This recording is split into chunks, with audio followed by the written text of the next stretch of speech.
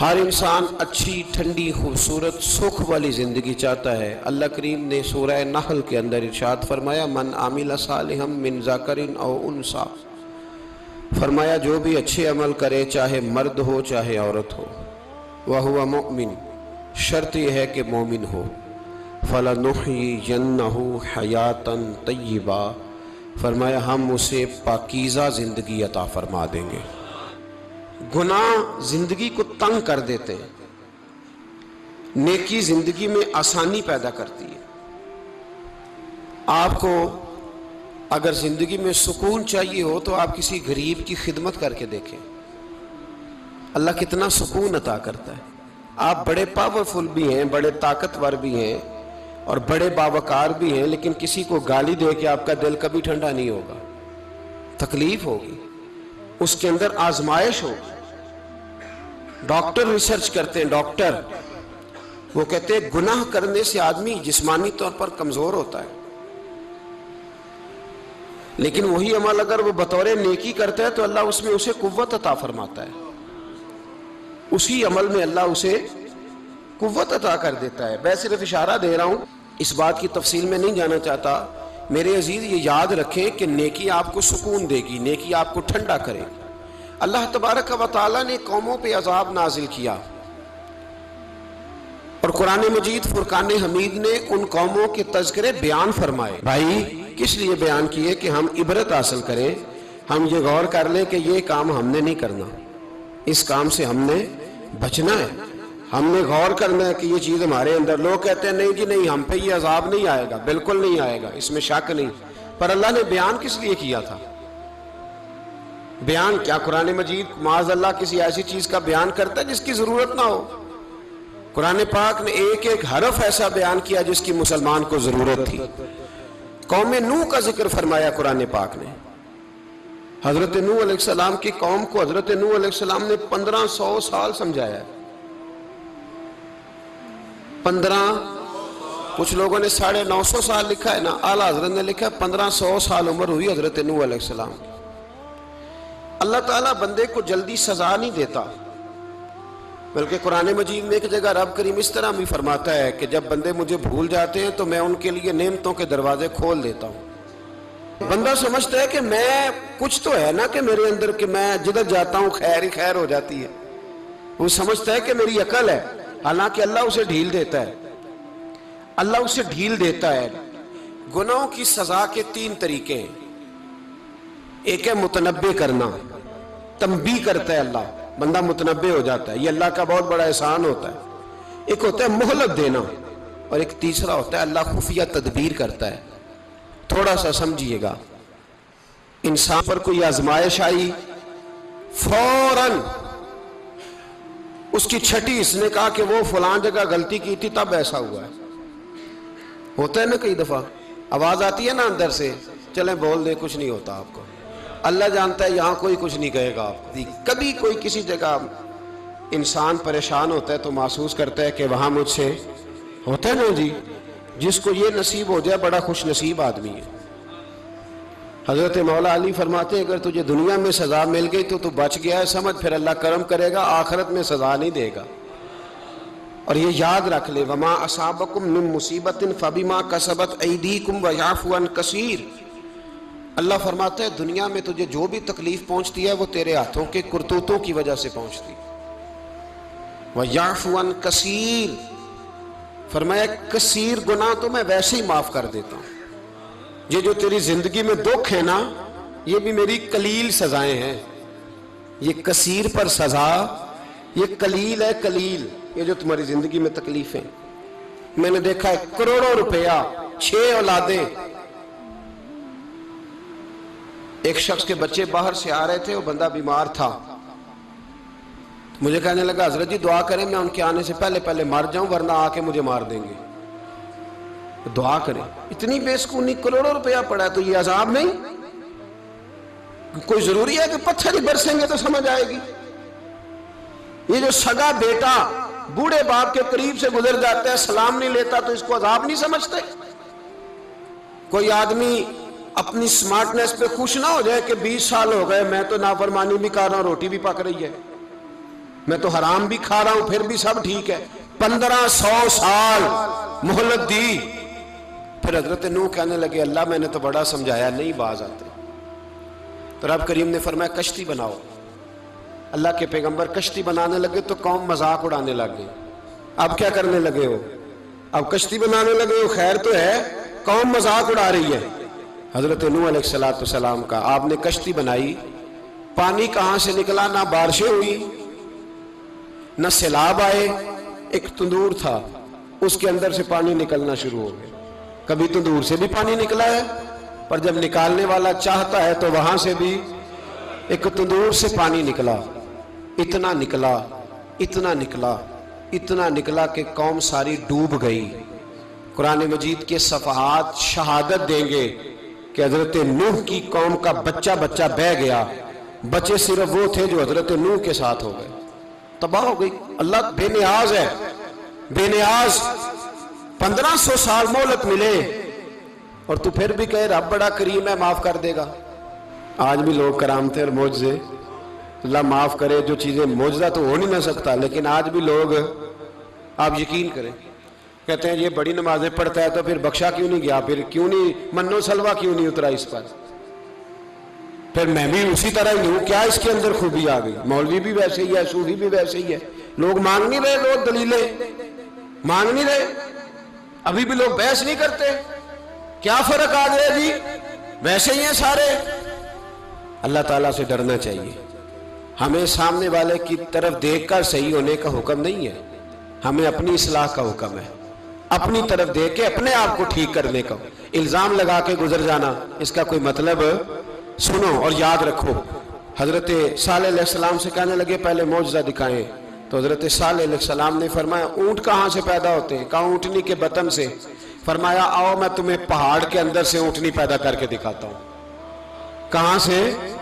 پہاڑ کے اندر سے. حضرت نوح ساتھ لے کے گئے تو پہاڑ کے اندر سے اونٹنی نکلی, اور اونٹنی بھی گابن تھی, اس کے پیٹ میں بچہ, اور اونٹنی اتنا دودھ دیتی تھی کہ ساری بستی دودھ پی جاتی تھی, پھر بھی دودھ بچ جایا کرتا تھا. لیکن حضرت نوح علیہ السلام نے فرمایا اب تم نے دیکھ تو لیا یہ اسے, یہ جتنا دودھ دے گی روٹی بھی اتنی کھائے گی. ایک دن تم سارے پانی پیو گے, ایک دن یہ سارا پانی پیا کرے گی. ایک دن تم سارے باقی جانوروں کو گھاس کھلاؤ گے, ایک دن یہ اونٹنی, اور اونٹنی کا نام کیا؟ ناقۃ اللہ, اللہ کی اونٹنی. کس کی اونٹنی؟ نام کیا ہے؟ اللہ کی. یہ اللہ کی اونٹنی ہے. تو حضرت نوح علیہ السلام کی اونٹنی, فرمایا اس کی بے ادبی نہ کرنا. باز نہیں آئے لوگ, باز نہیں آئے. کہنے لگا جی دودھ دینا تو ٹھیک ہے, پر یہ جو سارا پانی پی جاتی ہے نا یہ صحیح نہیں, یہ جو ساری گھاس کھا جاتی ہے یہ نہیں ٹھیک. دودھ دینا تو ٹھیک ہے پر یہ نہیں صحیح. آپ نے فرمایا اسے کچھ نہ کہنا, اللہ کی اونٹنی ہے. میں کہا کرتا ہوں ان لوگوں نے ناقۃ اللہ کی بے ادبی کی. حضرت نوح علیہ السلام کی اونٹنی کی ٹانگیں کاٹ دی, صالح علیہ السلام کی. اور دیکھو اللہ بڑا بے نیاز ہے, اگر پیدا کرنا جانتا ہے تو حفاظت کرنی نہیں جانتا. لیکن رب کریم نے فرمایا نہ کرنا. انہوں نے ان کے پیر کاٹ دیے, کانوں پہ چھریاں لگائیں. اونٹنی جب مر گئی, اونٹنی اللہ تبارک و تعالیٰ کی وہ اونٹنی جب مر گئی تو حضرت صالح علیہ السلام کی قوم پر رب کریم نے زلزلہ بھیجا. اذا زلزلت الارض زلزالہا, جب زلزلے آئیں گے اور جب ان کا زلزلہ آنا زلزلہ آتا ہے نا, کیا کرتی ہے قوم؟ لا الہ الا اللہ, لا الہ الا اللہ, کلمے جاری ہو جاتے. بلکہ ایک دفعہ ایسا بھی ہوا کہ مسجدوں میں اعلان ہونے لگے زلزلہ آ رہا ہے. جو فجر کے لیے نہیں اٹھے زلزلے کے لیے وہ بھی اٹھ گئے. جن کا دعویٰ ہے نا میری سویرے آنکھ نہیں کھلتی, ان کی لگی نہیں کتنے گھنٹے, بعد میں بھی نہیں لگی. ٹی وی پہ اعلان ہوتے رہے کوئی نہیں آ رہا, سو جاؤ چپ کر کے. لیکن آنکھ لگی. موت سے تو ڈرتا ہے, اللہ سے ڈرتا ہی نہیں. موت کا خوف ہے, رب کا نہیں. حکم ہے نا مسلمان کو نماز کے ٹائم کوئی اور کام نہیں کرنا, نماز پڑھنی ہے. میرا خیال ہے مسلمان تو فٹافٹ آ جاتے ہیں, سارے ہی پہنچ جاتے ہیں نا مسجدوں میں. ہلکا ہلکا بول رہے ہیں آپ, کیوں نہیں پہنچتے؟ اگر مسلمان سے اللہ کہے کہ نماز کے ٹائم کاروبار نہیں, جمعے کے ٹائم کاروبار, تو مسلمان کہتا ہے نہیں مجھے مہلت ملی ہوئی ہے. یہ تو اس وقت پتہ چلتا ہے نا جب بچے ڈیوٹی لگاتے, ہاں ہاں ہاں عذاب آتا ہے. اس وقت پتہ چلتا ہے، میں نے دیکھا یہ منظر، اس وقت پتہ چلتا ہے جب بچے کسی ملازم 6000 کی ڈیوٹی لگاتے، کہتے ہیں ابے کا دھیان رکھنا، ہم دکان پہ بیٹھنے لگے. پھر اسے سمجھ آتی ہے اگر میں نماز کے ٹائم مسجد میں ہوتا تو آج میری اولاد میری خدمت میں ہوتی. میں نماز کے ٹائم مسجد نہیں گیا تو بچوں نے 6000 کا ملازم بٹھایا ہے، ابا جی کا خیال رکھ، ایک نرس بلائی ہے، تو خیال رکھ. کدھر ہوتے ہیں مسلمان نماز کے ٹائم؟ ایک عیسائی نے اعتراض کیا ہے، سنیں، وہ کہتا ہے مجھے لگتا ہے مسلمانوں کے 3 خدا ہیں. مسلمان اڑ گیا، کہنے لگا نہیں ہمارا تو ایک ہے. کہا نہیں 3 ہے. معاذ اللہ استغفر اللہ، ہمارا ایک ہے. کہنے لگا نہیں میں ثابت کرتا ہوں، ایک تمہارا خدا 5 نمازوں کا ہے، ایک رمضان کا ہے، ایک عید کا ہے. لگتا ہے معاذ اللہ عید والا زیادہ تگڑا ہے، تم زیادہ آتے ہو. رمضان والا لگتا ہے اس سے کچھ کمزور ہے، تم تھوڑے آتے ہو. اور 5 نمازوں والا شاید سب سے کمزور ہے. بات عقل کی ہے کہ نہیں؟ اس نے اعتراض ٹھیک کیا. تو مسلمان کو چاہیے نا خیال کرے. ایک یہودی نے لکھا تھا، اس نے کہا تھا جس دن مسلمانوں کی تعداد فجر کی نماز میں اتنی ہو گئی جس دن جتنی جمعے میں ہوتی ہے، اس دن نہ کوئی یہودی سازش کرے گا نہ کوئی عیسائی تلوار نکالے گا. شرط یہ ہے کہ یہ اسی طرح فجر پڑھنے آئیں جس طرح جمعہ پڑھنے آتے ہیں. تو پھر کوئی شخص بھی ان کو کسی جگہ شکست دے سکتا تو ہمارے گناہ ہمیں پریشان کرتے. یہ جتنی آزمائشیں ہیں ان کے پس منظر میں گناہ ہیں. ہماری زندگی کے اندر جتنی تکلیفیں، ہماری پریشانیوں کا سبب ہم خود ہیں. بہت ساری جگہوں پہ ہم غلطی کرتے ہیں، اس کی ہمیں سزا ملتی. غلطی کی سزا. ایک نوجوان نے مجھے بڑی گہری بات سنائی، میرا قریبی تعلق تھا. کہنے لگا گھر میں بڑا مسئلہ ہے، بڑی پریشانی ہے، ماں اور بیوی کا ماحول اتنا سخت ہو گیا ہے کہ نمٹ نہیں سکتا. آپ یقین کریں میں نے ڈیٹیل سے ساری چیز کو سٹڈی کیا، میرے پاس اتنا وقت نہیں ہوتا، پھر بھی میں نے اس فیملی کو پورا پڑھا تو غلطی نوجوان کی نکلی. نہ اس پہ اماں اعتبار کرتی ہے نہ بیوی اعتبار کرتی ہے. اس نے جھوٹ بول بول کے اس طرح کی ماحول پیدا کر دیا ہے کہ کوئی اس پر اعتماد کرنے کو تیار ہے. اگر آپ ناراض نہ ہو تو ایک بات کروں،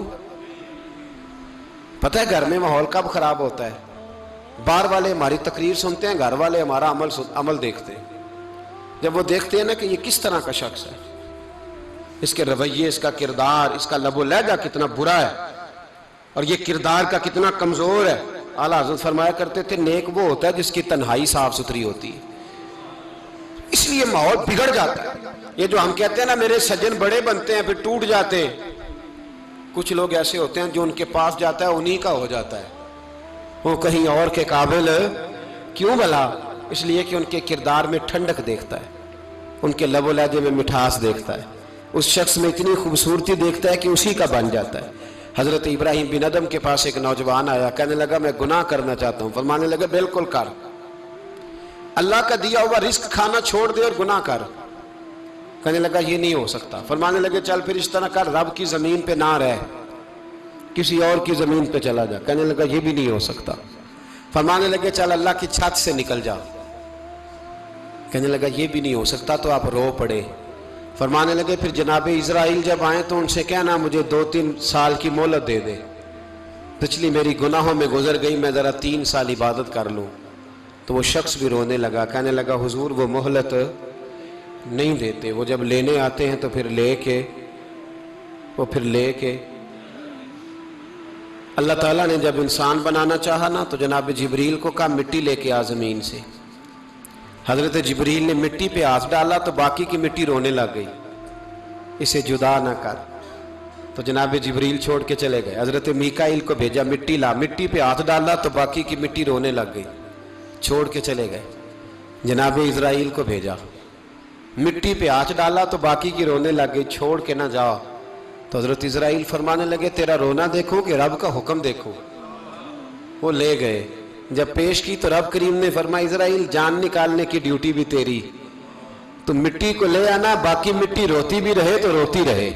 جب میرا فیصلہ آ جائے تو پھر اس میں کوئی گنجائش، ہم کھاتے بھی اللہ کا ہیں، نافرمانی بھی اس کی کرتے، زمین پہ بھی اس کی چلتے ہیں، نافرمانی بھی اس کی کرتے، حکم کسی اور کا مانتے، چھت پہ رب کریم کی رہتے. اس طرح نظام نہیں چلتا. میرے بھائی یاد رکھ لو گناہوں کی سزا ملے گی، زندگی تنگ ہو جائے. میرے نبی پاک अलैहिस्सलाम ने फरमाया जब तू झूठ बोलता है तो तेरे फरिश्ते किरामन कातिबीन साइड पे होके खड़े हो जाते हैं, जब तू जिना करता है तो तेरे अंदर से ईमान निकल जाता है। और नबी पाक अलैहिस्सलाम ने फरमाया जब मेरी कौम में नाइंसाफ़ी आम हो जाएगी तो कत्ल भी आम हो जाएगा। और सुन लो, लिख लेना ये हदीस दिल की तख्ती पर। नबी पाक अलैहिस्सलाम ने फरमाया जब मेरी कौम में बेहयाई और बदकारी आम हो जाएगी तो दो सजाएं अल्लाह देगा।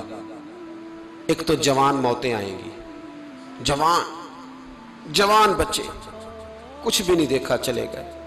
और दूसरी सजा अल्लाह ये देगा कि ऐसी बीमारियां आएंगी जिनका इलाज नहीं मिलेगा, ऐसे अमराज फूट पड़ेंगे। अगरचे मैं आपको ऐसी तकरीर भी सुना सकता था जिस पे आप बहुत ज़्यादा महजूज होते, पर मैंने इस जुमे में ऐसा मौजू चुना है जिसका हमें ख़ास ज़रूरत है। भाई देखे तो सही, कहीं ऐसा तो नहीं कि हम उन ऐबों में मुब्तला हैं। मेरे नबी करीम अलैहिस्सलाम ने फरमाया जब तुम नेकी का हुक्म देना और बुराई से मना करना छोड़ दोगे फिर अल्लाह तुम पर जालिम हुक्मरान मुसल्लत करेगा। और अगले लफ्ज़ उससे भी ज़्यादा सख्त हैं। महबूब फरमाने लगे फिर तुम्हारी नेक लोग दुआएं भी करेंगे तो अल्लाह वक्ती तौर पर उनकी दुआओं को भी कबूल नहीं फरमाएगा, इसलिए कि तुम लोगों ने नेकी का हुक्म देना और भलाई से रोकना छोड़ दिया। अजीज़ों याद रखो, जब गुनाह आम होते तो फिर हालात बदलते और लोगों को सज़ा मिलती है उनके गुनाहों की। बल्कि यहाँ तक लिखा है कि नीयत खराब हो तो सज़ा शुरू हो जाती है। क्या खराब हो, बोलिएगा? नीयत भी खराब हो तो सज़ा। हज़रत रूमी कहते हैं कि एक बादशाह को पता चल गया कि एक आदमी ने बड़ा अच्छा बाग लगाया है, खूबसूरत बाग है, माल्टे का, किन्नों का बाग, बड़ा प्यारा। बादशाह ने कहा जरा जाके देखता हूं। बादशाह सलामत बाग देखने आए तो अब वो मजदूर आदमी था, आम आदमी था जिसने बाग लगाया, किसान था। उसको कहा कि चंद किन्नों तोड़ के लाया तो बड़े प्यारे लगे। एक दो और लाया, खाए, बड़े मीठे, बड़े प्यारे, बड़े तवाना, बड़ा मजा आया। तो बादशाह के दिल में ख्याल आया कि इस पे कब्जा ना कर लूं बाग पे। हमारे यहाँ ना किराए पे दुकान देता ना मालिक, तो जब किसी गरीब की चल जाती है कहता है तू खाली कर, मैंने खुद डाल ली है। चल गई ना उसकी, हालांकि रिस्क अपने अपने नसीब का है, रिस्क अपने अपने नसीब का है, जिसको अल्लाह ताला चाहता है अता करता है। तो उसको कहा कि और तोड़ के ला, और दिल में ख्याल है कि यार इतना अच्छा बाग है, कब्जा कर लेते हैं। हमारी हुकूमतें कब्जा कर लेती हैं कि जो चीज अच्छी लग जाती। अब वो किसान 2-3 किन्नों तोड़ के लाया, उसने खाए तो खट्टे निकले, तुर्श थे। कहने लगा तुझे क्या हो गया है? तो बंदा बड़ा साहिब दिल था, कहने लगा मैं तो ठीक हूं, आप अपनी नीयत से पूछें कहीं खराब तो नहीं हो गई। तो किन्नों में भी उसका असर आ गया है, अपनी नीयत, तो नीयतें बिगड़ जाए ना, नीयतें। अब एक बात कहने लगा हूं, गौर से सुनना। जब तक दो भाई इकट्ठे कारोबार करते हैं, नीयत होती है कि हमारा घर चलेगा, तब तक अल्लाह बरकत देता है।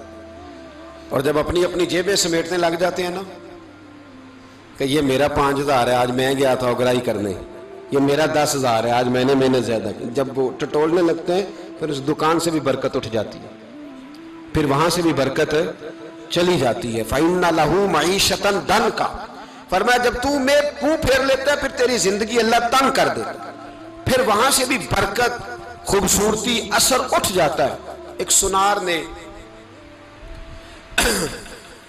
गली में एक यतीम छोटे से बच्चे को घूमते देखा तो सुनार बे औलाद था, बच्चे को उठा के घर ले आया। 18 साल उस बच्चे की परवरिश की, उसको पाला पोसा, जवान किया। सुनार के पास वो दुकान पे चला जाता, वो कई दफा दुकान पे रहता, कई दफा घर में रहता। एक दफा वो दुकान पे था, बच्चा घर था, 18 साल का जवान, उसकी बीवी अकेली थी। वो जिसने मां बन के पाला था उसने उसी पे हमला कर दिया, उसका बाजू बुरी नीयत से थामा, बीवी चीखी। थोड़ी देर गुजरी तो वो नौजवान पैरों में बैठ गया, कहने लगा अम्मा पता नहीं मुझे क्या हुआ। शाम को सुनार आया, बीवी चीखने लगी, चिल्लाने लगी, कहने लगी आज अजीब बात हुई, जिसको मैंने जिगर का खून दे दे के पाला उसी ने गंदी नजर डाली। सुनार महवे हैरत है, बीवी का ख्याल था कि लाठ उठाएगा, डंडा उठाएगा, नौजवान को मारेगा, लेकिन वो रोने लग गया। اس نے کہا آج اس نے میرا بازو تھاما ہے، جانے کیا کیا ہے؟ پریشان ہونے لگ گیا، سجدے میں گر گیا، کہا تو بتاتا کیوں نہیں؟ تو وہ سنار کہنے لگا اس کی غلطی نہیں، 18 سال کے بعد آج مجھ پر بھی شیطان سوار ہوا تھا۔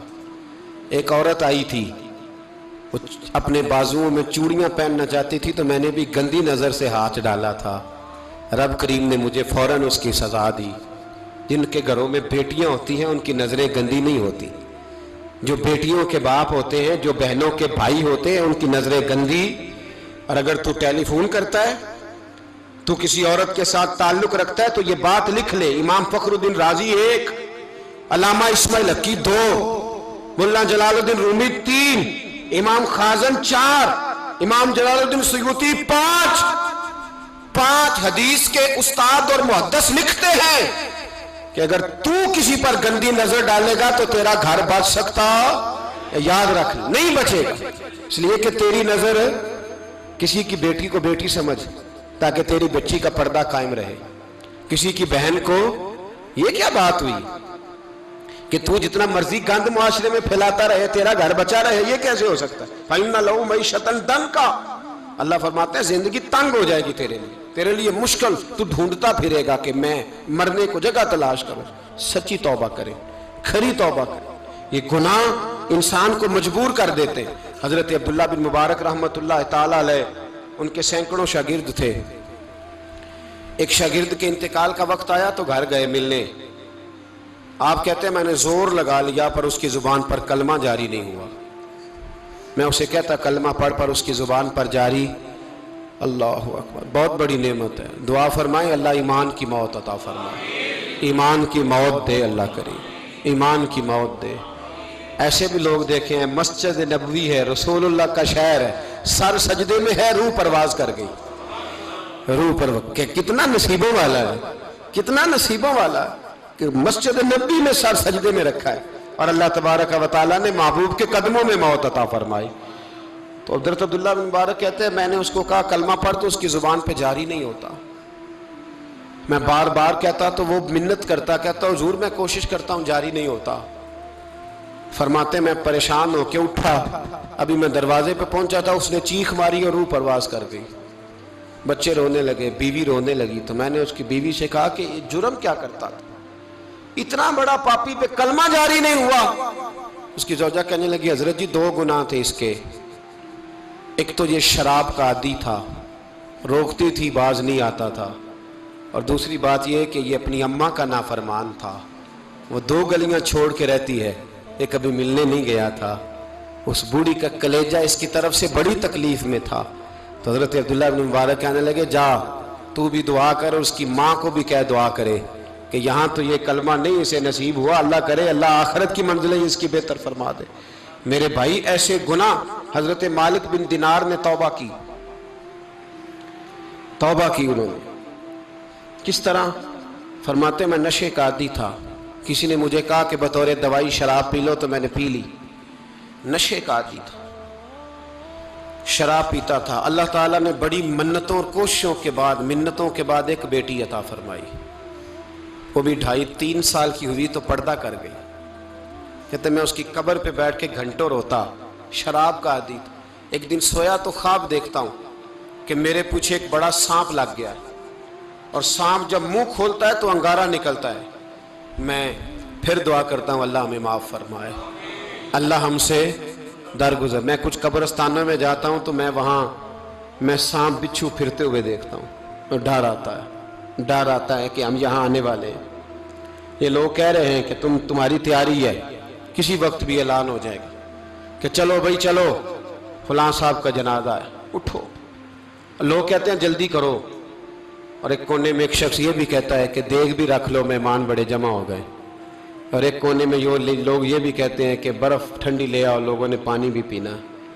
پہلے اعلان ہوتا ہے کہ فلاں فوت ہو گیا، پھر اعلان ہوتا ہے جنازے کا ٹائم ہو گیا، پھر اعلان ہوتا ہے جنازہ اٹھایا جائے گا، اور پھر بات ختم ہو جاتی ہے۔ پھر کل من علیہ فان، پھر کوئی نہیں پوچھنے آتا، ختم ہو گئے، قصہ ہی ختم ہو گیا، ان لوگوں کی کہانی مٹ گئی، ختم ہو گئے، بڑے بڑے کج کلا، کوئی پوچھنے والا نہیں۔ موت کا راج ہے موت کا راج. موت راج کرتی ہے بس، اور کسی کا راج نہیں. وہ راج کرتی ہے، جدھر جاتی ہے اسی کا راج ہے، راج کر رہی ہے. تو حضرت مالک بن دینار کہتے ہیں قبرستان میں نے دیکھا، میں خواب دیکھتا ہوں بڑا اژدہا، اس کے منہ کے اندر آگ میرا پیچھا کر رہا ہے. کہتے میں خواب دیکھ رہا ہوں. میں دوڑا، لیکن وہ اژدہا جب میں دوڑا تو میرے آگے آ کے کھڑا ہو گیا. میں مشرق کو دوڑا تو وہاں بھی آ گیا، مغرب کو دوڑا تو وہاں بھی آ گیا. جناب مالک بن دینار کہتے ہیں ایک بوڑھا شخص کمزور مجھے بچانے آیا، پر اس اژدہا نے پھونک ماری تو وہ بوڑھا آدمی دور جا گرا. کہتے میں چیختا تھا، چلاتا تھا. ایک پہاڑی پہ میں بھاگا گیا تو وہاں مجھے میری بیٹی ملی، مجھے فوت ہو گئی. وہ اس اژدہے کے آگے اس نے یوں ہاتھ کیا تو اژدہا پیچھے بھاگ گیا. میں نے بیٹی کو گود میں اٹھایا، میں نے کہا بیٹی یہ کون تھا؟ کہنے لگی ابا یہ تیرا برا عمل تھا، یہ تیرا برا عمل تھا، یہ تجھے کھا جاتا اگر میں نہ ہوتی.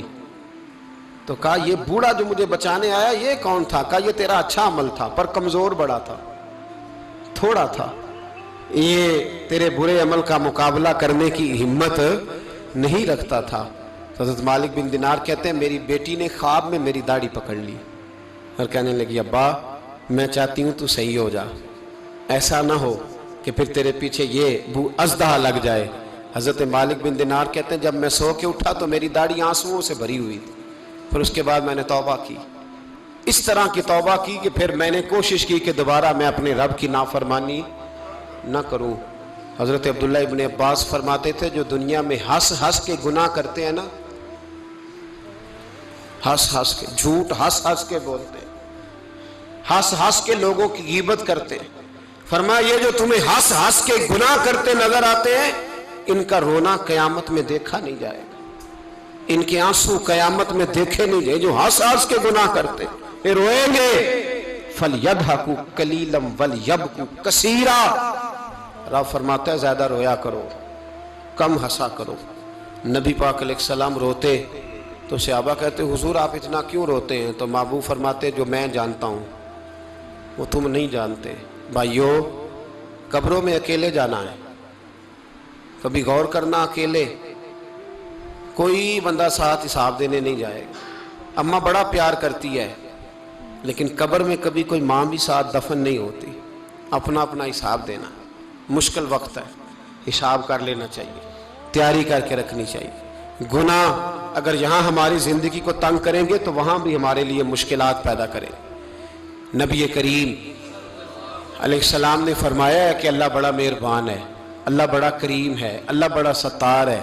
اور یاد رکھو جب کوئی اس کی ریٹ کو چیلنج کرے، جب کوئی اس کے قانون کو توڑے، جب کوئی اللہ کی اعلانیہ نافرمانی کرے، پھر رب کریم کی غیرت کو، اس کے عدل کو جوش آتا ہے. توبہ کرے سچی، مسجد کی حاضری دیں پابندی کے ساتھ. میری آپ سے ہمیشہ یہ گزارش رہتی ہے کہ مسجد کی حاضری پابندی سے دیں. میں اپیل کرتا ہوں داڑھی رکھ لیں، یہ میرے نبی کا طریقہ ہے صلی اللہ تعالی علیہ. واپس آ جائیں.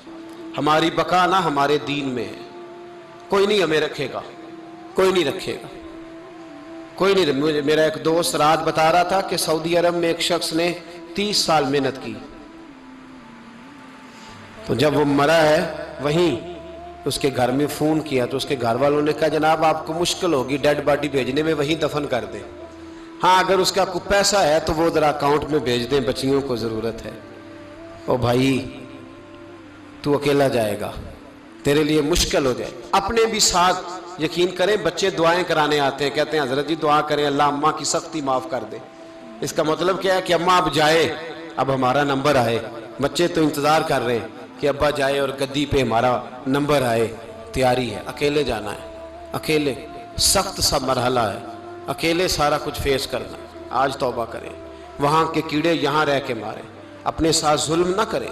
ہم اس قابل نہیں کہ وہاں جا کے مقابلہ کر سکیں. بچیں، اپنے آپ کو محفوظ کریں، بچائیں. حساب اپنا اپنا دینا ہے. کسی باپ نے اگر اپنے بچوں کو حرام کھلایا تو بچے تو نہیں کہہ رہے تھے نا کہ حرام لے کے آ، تو باپ نے حساب دینا، والد نے. لہٰذا مہربانی فرمائیں، اپنے اوپر رحم کھائیں، اپنے آپ کو سنواریں. آج جمعۃ الوداع ہے، توبہ کریں. اللہ کے نیک بندوں کی صحبت میں بیٹھا کریں، اچھی باتیں سنا کریں تاکہ دل نرم رہے، ان جگہوں سے بچیں جو گناہ کی طرف لے کے جاتی، ظلم سے، زیادتی سے، جبر سے بچیں، اپنے آپ کو اپنے رب کریم کی بارگاہ میں جھکا دیں۔